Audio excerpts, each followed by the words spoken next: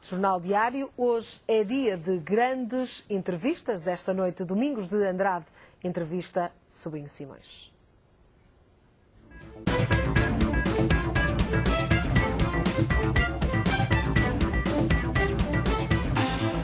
Boa noite, Ana Rita, boa noite em casa. Iniciamos esta quinta-feira uma série de grandes entrevistas no Jornal Diário. Vamos trazer cá gente que pensa, que fez e faz algo pelo país, que se preocupa, e começamos por um cientista, um dos mais conceituados do país e um dos melhores especialistas em cancro do tiroide do mundo, que é tantas coisas e já fez tanto. Médico, investigador, professor, contador de histórias. O Norte e o Porto são o seu território, o Hospital de São João e a Faculdade de Medicina da Universidade do Porto a sua casa, o Instituto de Patologia e Imunologia Molecular, quase o seu mundo. Bem-vindo, professor Sobrinho Simões, a esta grande entrevista. Fez greve? Não, desta vez não fiz. Tinha feito quando foi a greve dos médicos. Não fiz porque não achei que tivesse razões laborais. E não achei que tivesse uma solução à vista. Isto é, greves de protesto, para mim, faço-as ou em situações extremas ou quando lhes estão associadas uma saída que tenha viabilidade para o país. E desta vez não achei que houvesse uma viabilidade no horizonte. Qual é a diferença? Disse, parecia um homem zangado em 2001 com o estado da desgovernação do país dos últimos anos. Não só dos últimos anos, mas das últimas décadas também. Qual é a diferença entre a greve de ontem e 2011, quando disse que iria fazer greve? É muito interessante isso porque, por estranho que pareça, a situação piorou desde 2011. E para mim é tanto mais difícil fazer greve quanto mais é complicada a situação do país. Em 2011 eu senti que havia um ataque despodurado à qualidade dos profissionais de saúde. E estou a pensar em enfermeiros, em médicos, em técnicos de saúde, em assistentes sociais ligados à saúde. Isto é, havia uma deliberada tentativa de tornar o trabalho de profissionais trabalho à hora, sem ligação institucional, com destruição praticamente certa do Serviço Nacional de Saúde e sem nenhuma perspectiva de que o Governo percebesse que estava a ir por esse caminho. E eu tenho eu acho que o Serviço Nacional de Saúde tem que mudar, mas eu quero muito que o Serviço Nacional de Saúde continue. O Serviço Nacional de Saúde é a história mais bonita da democracia portuguesa. Nós não temos nenhuma história de tanto sucesso.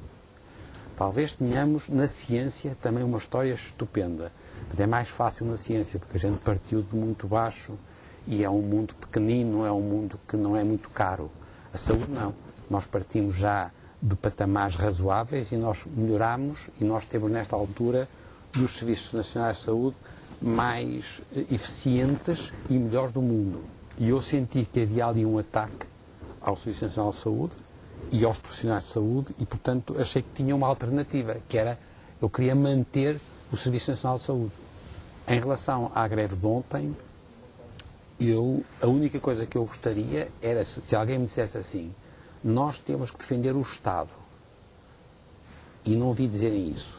Vi que a maior parte das pessoas tinha uma posição com a qual estou de acordo de revolta e de irritação pela injustiça que está a acontecer a imensos níveis neste país, mas, por exemplo, eu não sou a favor de que nós mantenhamos tudo, seja quem for, que pague, porque não vai ser possível. Agora, o que eu não queria era que destruíssem o Estado. Mas, portanto, acha que em relação ao Serviço Nacional de Saúde, que não atravessará com certeza esta tempestade de uma forma suave... Está-se a aguentar bem. O Serviço Nacional de Saúde está-se a aguentar bem. Isso é um elogio ao atual Ministro. Exatamente. Indiscutível. É uma exceção. O Serviço Nacional de Saúde está-se a aguentar melhor do que, por exemplo, a educação. E o Ministro é ele que é uma exceção no atual Governo? Não sei. Isso não sei. Não sei o suficiente, também conversa, também não me interessa. Mas sei que a saúde está-se a aguentar bastante melhor do que a educação e a ciência. Há por parte do Ministro da Saúde, por exemplo, a percepção que é crucial e que toda a gente tem que ter, que a saúde e isto também é verdade para a educação e para a ciência, e às vezes dá a impressão que o Governo esquece, a saúde, a educação, a ciência, a segurança social não podem ser atividades que se autossustentam. Isto é, tem que haver Estado, tem que ser subsidiadas, tem que ter o apoio do Estado. Depois é muito natural que se peça a cada uma destas atividades que haja soluções engenhosas para, por exemplo, encontrar fundos que apoiem a saúde, fundos que apoiem a investigação. Mas não se pode destruir o Estado. Repare que eu não estou a dizer que se destrua, não estou a discutir a destruição do Estado social, que estas palavras estão todas muito gastas, toda a gente as usa. E o que eu acho é que tem que haver Estado. E o que eu tenho sentido neste governo é alguma falta de consideração pela manutenção de um Estado estratega, pela manutenção de um Estado que existe e que garanta algumas coisas. Ao desespero das contas, não é? Não é só o desespero das contas, é a sensação de que, por exemplo, a educação ou a ciência é a mesma coisa que uma empresa que faz produtos transacionáveis. Não é. Portanto, não há em parte nenhuma do mundo um instituto de investigação ou uma universidade que não sejam em parte e em grande parte fortemente subsidiadas pelo Estado. E eu quero é que o Estado gaste menos dinheiro, por exemplo, em despesas supérfluas, como, por exemplo, as autarquias, e como, por exemplo, o apoio a soluções que são muitas vezes soluções partidárias de interesse clientelar, e gostava que o Estado mantivesse a sua capacidade de intervenção a sério nestas áreas. Não estou a discutir Estado Social, porque isso é complicado e deve ser muito pouco isso. Mas sim, toda a gente diz que nós devemos cortar nas gorduras, nunca são nas nossas. O que eu lhe pergunto é o seguinte, acredita mesmo que é impossível tocar em setores tão chaves do chamado Estado Social? O Estado Social são os reformados, é a saúde, é a educação, e é nós proporcionarmos a toda a gente serviços mínimos, básicos, bons. De resto, Portugal é bastante conceituado em todos estes níveis. O que eu lhe pergunto é que é muito difícil. Cortar significa o quê, então? Não. Cortar significa racionalizar. Isto é, tem que se ter prioridades. Tem que se ter definição do que é acessório e do que não é acessório. Nós, em Portugal, temos muita tendência para confundir o fundamental com o acessório. Em todas essas áreas, na saúde, como na segurança social, como na educação, como na ciência, há aspectos que são fundamentais e que não podem ser tocados. Se lhe queremos chamar ou não isso um Estado social, não é isso que está em causa. O que tem é que haver Estado. O que me assusta no momento presente em Portugal é alguma sensação de que há uma destruição das instituições que sustentam o Estado. Acha que os portugueses têm a razão para se sentirem zangados ou não quiserem ver a realidade? Não, tem mais que razão, eu também estou irritadíssimo. Não. A minha dúvida é como é que nós resolvemos o problema da nossa sensação de desgosto com a situação e de algum desespero. E o que eu acho é que nós devíamos encaminhar as nossas reivindicações para a manutenção de um Estado de qualidade. E, sobretudo, também devíamos ser capazes de perceber que esta nossa solução não passa só por Portugal. É um disparate absoluto não enquadrar isto num registro europeu. Portanto, Portugal não se vai safar sozinho disto. Portanto, não vale a pena termos ilusões que nós vamos ter que ter uma solução europeia. Eu, por exemplo, sou a favor da solução federalista. Acho que não temos outra solução. Gradual, mas temos que evoluir. Se queremos manter o euro e se queremos manter uma Europa tal como a gente gostaria de ver funcionar, nós temos que ter uma solução progressivamente mais federal. Nunca tive dúvidas disso. Nunca fui a favor daquela ideia de sozinhos e portanto, a mim o que me assusta é a sensação de que nós protestamos, e temos toda a razão para protestar. Temos muitos ministros, por exemplo, que dá a impressão que não têm uma estratégia, e temos muitos sinais de que há um enfraquecimento do Estado. Então temos líderes fracos ou somos basicamente ingovernáveis? Não, basicamente ingovernáveis não somos. Não somos fáceis de governar como nenhum povo do sul da Europa, numa sociedade de contexto que não fez a Revolução Industrial, que é muito periférica, que foi sempre pobre, que tem uma religião que não é tão exigente em alguns aspectos como a religião luterana ou a religião calvinista, etc., como os protestantes. Portanto, nós não somos, enquanto cultura, enquanto organização social, nós não somos fáceis de governar. Mas é verdade também que os nossos líderes políticos, fruto de uma evolução estranha da política em Portugal, nós passamos a ter uma partidocracia que tem vindo a selecionar progressivamente líderes mais fracos. O povo não é capaz de não ser extraordinário, mas penso que os políticos que temos e, sobretudo, os partidos nesta altura, a lógica partidária em Portugal está a funcionar contra o país, e contra a nação e contra o Estado. Falou há pouco, professor, das autarquias e que era preciso cortar nas autarquias. Ainda defende a regionalização? Defende a regionalização europeia. Olha, é uma boa... exatamente. Ainda bem que diz isso. Eu sempre tive, em relação à regionalização, tive sempre um amor-ódio. Porque... Está na fase do ódio agora? Não estou na fase do ódio. Tive sempre medo dos aspectos da criação de uma nova camada de políticos através do sistema partidário que temos, das concelhias e das distritais e de uns tipos que muitos deles, por exemplo, nem chegaram a estudar.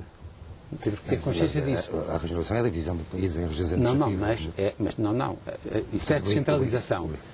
É que o problema é se nós passarmos para a regionalização no sentido agora de líderes regionais eleitos e um parlamento regional. Não penso que a experiência espanhola tenha sido muito famosa e isso ajudou-me. Pois, temos o resultado das contas agora. Exatamente. Dos países vizinhos e agora, da Madeira. Agora, é muito interessante o Domingos perguntar-me isso, porque eu acho, por exemplo, que em relação a uma evolução da Europa para uma Europa federal, fazia todo o sentido nós pertencermos à região do Noroeste Peninsular.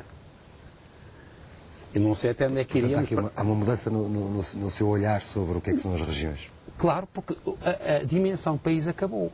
Se Portugal não se safa, acha que Portugal se safa agora de dividir em regiões. Portugal provavelmente não se vai safar se não houver uma modificação substancial. Acha que não? Sozinho não vai. Sozinho não vai.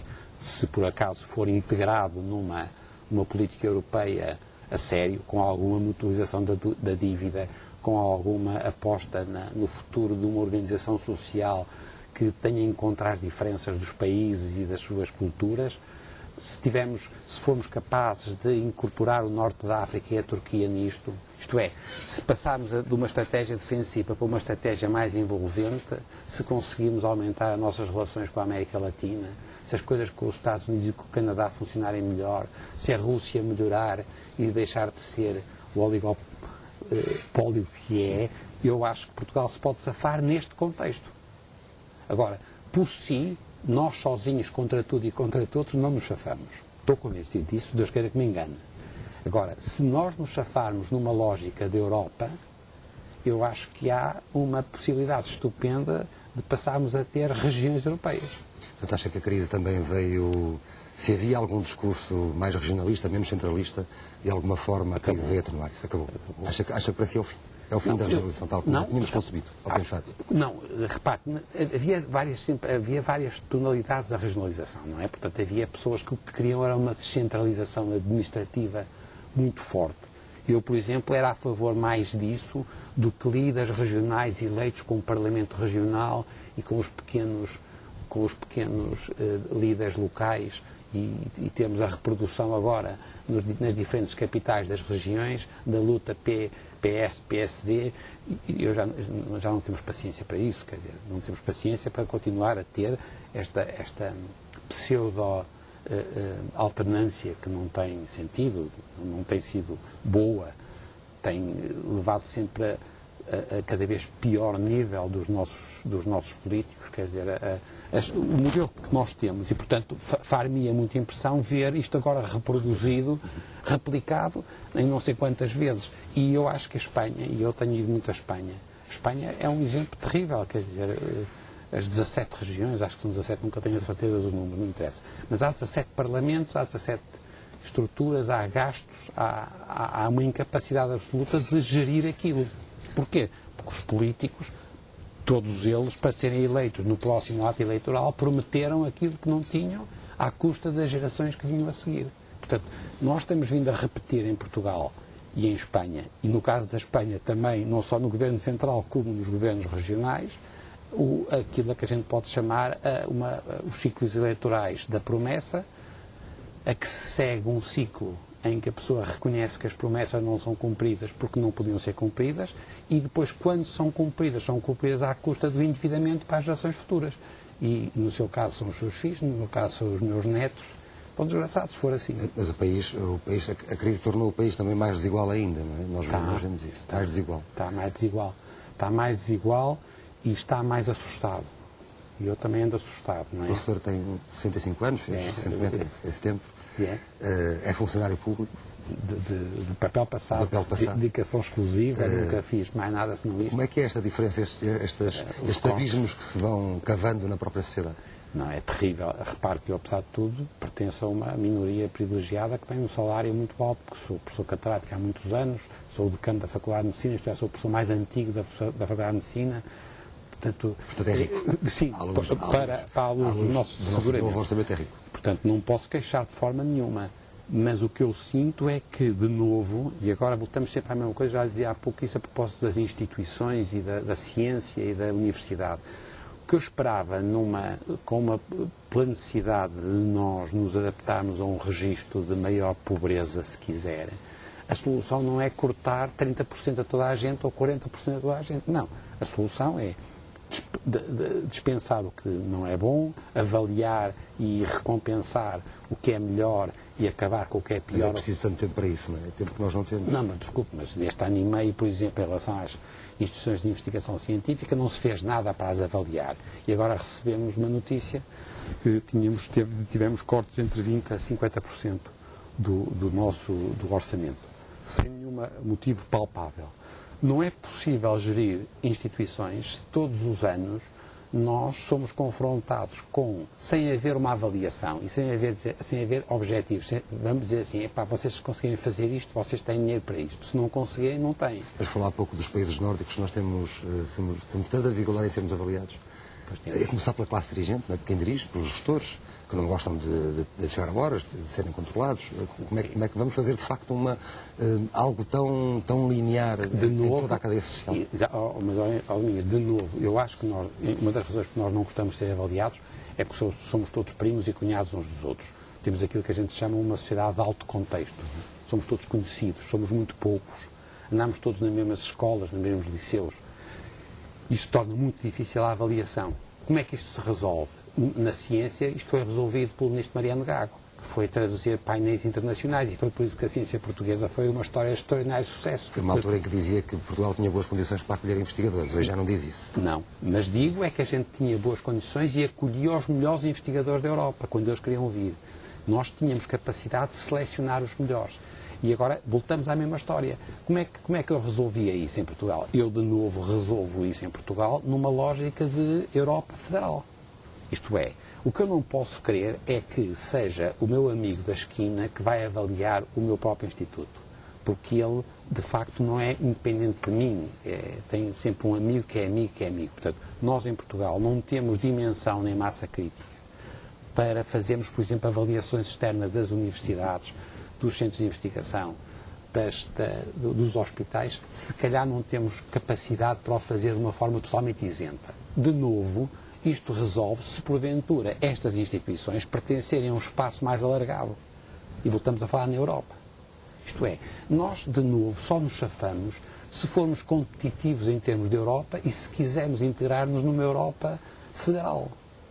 Não sei se está a ver. Eu não quero chatear ninguém, porque eu sei que há muita gente que tem esta coisa contra a Espanha e contra não sei o quê.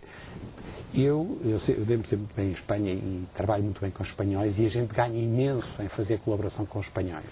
Eu, de resto, agora estou a colaborar, estes dias tenho estado a colaborar com noruegueses que vieram cá. E nós temos com a relação com os noruegueses, com os tais nórdicos que o Domingos falava, uma relação muito boa, porque somos ambos pequenos e periféricos. E eles são mais trabalhadores que nós e são mais ricos. E, portanto, é uma solução estupenda. Agora, isto não passa por Portugal, não sei se está a ver, quer dizer. Isto passa por uma dimensão europeia. Professor, ficou claro, o seu pensamento para terminar, e para terminar com um tema que lhe é muito caro, a saúde. Disse recentemente que 1 em cada 3 portugueses vai ter, pelo menos, um cancro durante a vida. Isso é assustador. É, dos portugueses que estão a nascer agora. Portanto, os miúdos que estão a nascer agora em Portugal, nós calculamos, e nós, e quem diz nós, diz os espanhóis, os franceses, os ingleses, durante a sua vida vão ter pelo menos um cancro. Estamos convencidos que nós, nesta altura, já curamos cerca de 55% a 60% dos cancros. A palavra cura pode ser forte, controlamos a doença, isto é, as pessoas não vêm a morrer do cancro. E, portanto, 1 a 3 das pessoas que vêm a ter cancro durante a vida, provavelmente só 1 a 7 é que virá a morrer de cancro. Portanto, as pessoas não devem... O cancro não é, já hoje em dia, uma chancela que diz assim, não, você vai morrer, não morre. A maioria das pessoas... manter os tratamentos tal. Mas vamos conseguir, ao Domingos. E agora, eu disse outra coisa, isso é que assustou ainda mais as pessoas, e alguns jornais depois fizeram uma má transcrição do que eu disse, é que em relação aos miúdos que começarem a nascer daqui a 10, 15, 20 anos, isto é, aos miúdos, no fim deste século, portanto, no fim daqui dos próximos 30, 40, 50 anos, as pessoas que são adultas em 2050, vai já ser 1 em cada 2 vem a ter pelo menos um cancro. Sim, isso é de facto assustador. Não, porque não é assustador, porque também traduz que nós vivemos muito mais anos, que não morremos, não sei se está a ver, porque depois eu disse outra coisa também que as pessoas assustaram. Quem tem um cancro e cura, e hoje em dia, como digo, a maioria das pessoas cura, ela tem maior risco de ter um segundo. Portanto, não é uma questão de sorte. As pessoas, eu sei que é uma tristeza dizer isto, as pessoas podem dizer assim, não, eu já tive a pouca sorte de ter um cancro, não vou ter outro. Não. Quem tem uma neoplasia maligna tem mais risco de vir a ter uma segunda. Portanto, nós vamos ter pessoas, já temos agora, eu faço consultas para muitos casos, para coisas de todo o mundo, e tenho situações de pessoas que tiveram 4 cancros, sobreviveram a 3, estão com o 4 e escrevem, mas olha, eu tenho agora este, você acha que eu desta vez safo? Vamos acreditar que vamos ter saúde e um serviço nacional de saúde para nos tratar, professor? Não é só e para nos prevenir, para nos prevenir, sobretudo, para nos prevenir. Vida saudável, não fumar, não beber demais, não sei se está a ver, quer dizer, é que o Domingos caiu na história sempre que é a mesma, que é exagerar na história da cura. Vamos ver se a gente previne as doenças. Professor, obrigado pelos seus conselhos, obrigado por ter estado connosco. Nós voltamos para a semana com uma nova entrevista, com um novo entrevistado, com um novo pensamento.